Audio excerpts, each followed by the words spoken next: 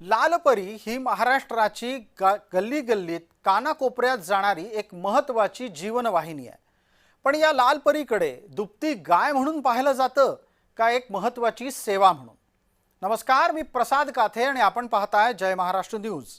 आजचा मुद्दा हाच की राज्य सरकारनं महाराष्ट्राची लालपरी वाऱ्यावर सोडायचं ठरवलंय की काय?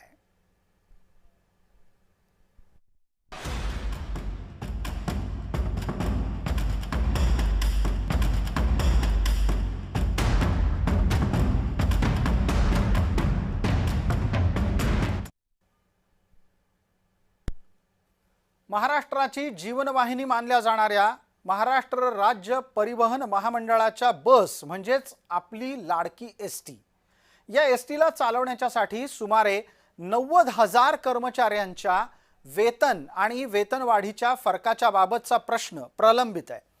या संदर्भामध्ये अनेक हप्ते राज्य शासनाच्याकडून मिळणं अपेक्षित आहे, पण आता राज्य सरकारनं एक वेगळीच भूमिका घेतली आहे।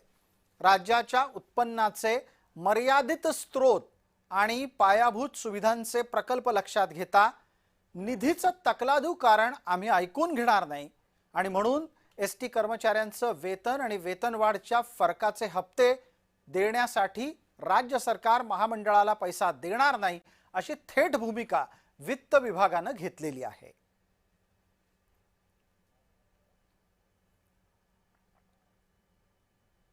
आपल्यासोबत श्रीरंग बर्गे आहेत, सरचिटणीस एसटी कामगार काँग्रेसचे।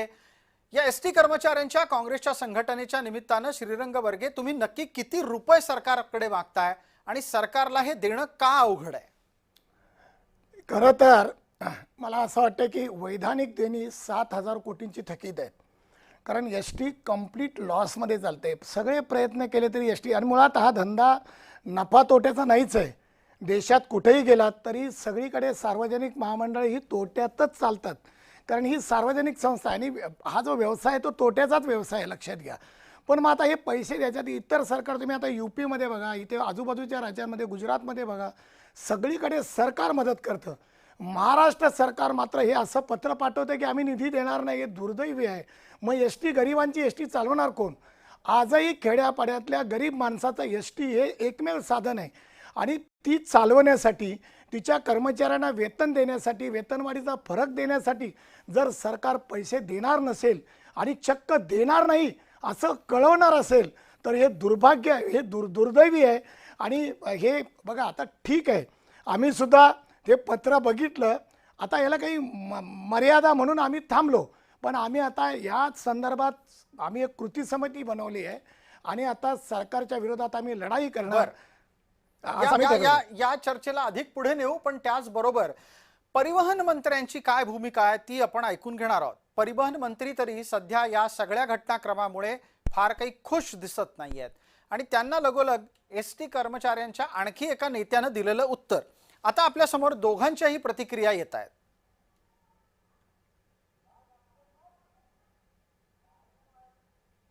कर्मचारी गेल्या अनेक वर्षापासून, म्हणजे 78 वर्ष झाली एस टी महामंडळाला, आणि काही ना काही ज्या त्यांच्या मागण्या असतात त्या अवास्तव नसतात, वास्तविकतेला धरून असतात। ती मागणी असते आणि ती मागणी वस्तुस्थितीशी धरून असते, परंतु सर्व काही मागण्या आम्हाला मान्य करता येत नाही।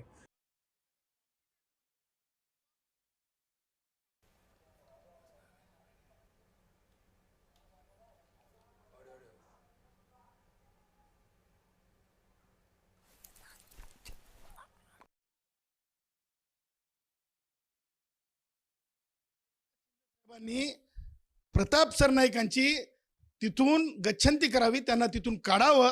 एखादा कॉम्पिटंट मंत्री किंवा मान्य उदय सामंतांना तरी ते द्यावं, कारण उदय सामंत मान्य मुख्यमंत्री म्हणून एकनाथरावजी शिंदे साहेब असताना एस टी महामंडळ बघत होते, त्यावेळेस काही प्रश्नावर चर्चा तरी होत होती। सगळे डेपो, मला म्हणायचं नाही टक्केवारीवर कुठं जाणार होते, परंतु सगळ्या डेपोंच्या ठिकाणी आमचा एस टीतला कष्टकरी रोडवर येऊन थांब्यावर थांबला असता आणि डेपो राहिले नसते। असे म्हणजे मी काय म्हणालो, माझी सुरुवात आहे तीच होती, हे असे प्रतापी आहेत, हे असे प्रतापी आहेत, हे असे प्रतापी आहेत। श्रीरंग वर्गे यांच्यापर्यंत परत एकदा जातोय. श्रीरंगजी, या गोष्टीचाही खुलासा व्हायला हवा की महामंडळ इतकं तोट्यात गेलंय ते कुणामुळे गेलंय? याला सरकार जबाबदार आहे महामंडळ तोट्यात जाण्यासाठी. तुम्हाला मी एक सांगतो की जे लोकप्रतिनिधी असतात, आमदार खासदार, त्यांच्या आग्रहास्तव गाड्या चालवल्या जातात. मध्यंतरी मी अभ्यास केला त्याचा. 700 ते 800 कोटी रुपये हे समांतर फेऱ्या चालल्यामुळं किंवा तोट्याच्या रूटवरती चालवल्यामुळे, निव्वळ या लोकप्रतिनिधींच्या आग्रहामुळं एवढा लॉस जर होणार असेल तर कसं महामंडळ प्रॉफिटमध्ये येईल? मुळात पुन्हा एकदा सांगतो, हा लॉस प्रॉफिटचा धंदाच नाही, ही सेवा करणारी संस्था आहे. त्याच्यामुळं तोट्यात जाणार, त्याला अनेक कारणं, याला सरकार जबाबदार आहे जास्त. आता तुम्ही मला सांगा, ही सार्वजनिक वाहतूक 1200 कोटीचा पॅसेंजर टॅक्स एस टीला आता यावर्षी भरावा लागला आहे. 1200 कोटीचा पॅसेंजर टॅक्स म्हणजे टॅक्स कुणाकडनं वसूल करावा याचं सरकारला भान नाही आहे. आणि म्हणून निव्वळ एकंदरीत याच्या, आणि सरकारचा खूप हस्तक्षेप, प्रत्येक गोष्टीत सरकारचा हस्तक्षेप असतो की गाड्या कुठल्या रूटला चालवाव्यात, अधिकारी कोण नेमावेत, कुणाची बदली कुठे करावी, असं हे सगळ्या याच्यात हस्तक्षेप सरकारचा असल्यामुळं निव्वळ एस टी लॉसमध्ये आहे. याला एस टीचं व्यवस्थापन किंवा एस टीचे कर्मचारी जबाबदार नाहीत. बर्गे साहेब, मग एका गोष्टीचं अतिशय खरं आणि प्रामाणिक उत्तर द्या. सरकार जर समजा या सगळ्या स्थितीला जबाबदार असेल तर कर्मचारी खूप प्रामाणिक आहेत असं म्हणायचं? कर्मचारी चुकतच नाहीत असं म्हणायचं? अगदी 100% कर्मचाऱ्यांचं काम. मुळात हे बघा, कर्मचारी चुकायचा संबंधच येत नाही. आमच्या चालकाला गाडी चालवावी लागते, वाहकाला तिकीटं फाडावी लागतात, मेकॅनिकला त्याचं यांत्रिकाचं काम करावं लागतं, आणि आमचा जो वाहतुकीचा जो स्टाफ आहे त्यांना गाड्या सोडायचं काम करावं लागतं. तर ते प्रामाणिक कसं काय नाही म्हणता तुम्ही? आमच्या चालकाला एकदा बसला तो स्टेअरिंगवरती, तर गाडी ड्युटी पूर्ण होईपर्यंत, शेवटचा जे गाव आहे जिथं जायचं तिथंपर्यंत त्याला गाडी सोडताच येत नाही. त्याच्यामुळे त्याच्यात प्रामाणिक आणि अप्रामाणिकचा मुद्दाच येत नाही. जो अप्रामाणिकपणा होतोय तो सरकार लेवलला होतोय. आता तुम्ही टॅक्स घेता, आता तुम्हाला माहिती आहे डिझेलचा जो वॅट आहे तो सगळ्या देशामध्ये सर्वात जास्त वॅट महाराष्ट्रामध्ये आहे. तुम्ही सरकार एस टीचं शोषण करायला बसले टॅक्सच्या माध्यमातून. म्हणजे पॅसेंजर टॅक्स, मूल्यवर्धित कर, हे सगळे टॅक्स वसूल करत आहे. त्यामुळे आमच्या लेवलला काहीच होत नाही. जे काय होतंय तर सरकार लेवललाच होतंय. धन्यवाद या सगळ्या आपल्या महत्त्वाच्या इनपुटसाठी.